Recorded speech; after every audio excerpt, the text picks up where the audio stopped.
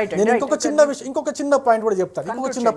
Last point చెప్తాను. ఏమండి, హైదరాబాద్లో 1,00,000 ఇండ్లు, 1,00,000 ఇందిరమ్మ ఇల్లు అని చెప్పేసి ప్రతి మెట్రో పిల్లర్కి ఇంత పెద్ద పోస్టర్లు వేసుకున్నారు.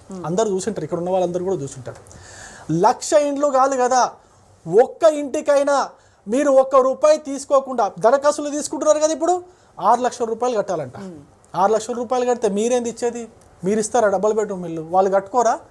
6 లక్షల రూపాయలు మీకు కడితే మీరు కట్టేదేంది? నాకు అర్థం కాదు. 6 లక్షల రూపాయలు కట్టాలా? అరే 6 లక్షల రూపాయలు కాదు, మీరు ఆ మెట్రో పిల్లర్కి వేసినటువంటి ఒక్కొక్క యాడ్ మొత్తం ఖర్చు దాదాపు 100-200 కోట్లు అయి ఉంటుంది. ఆ 100-200 కోట్లు వేసుకుంటే ఎన్ని ఇల్లు కట్టేవాళ్ళండి? మానవతారాయ్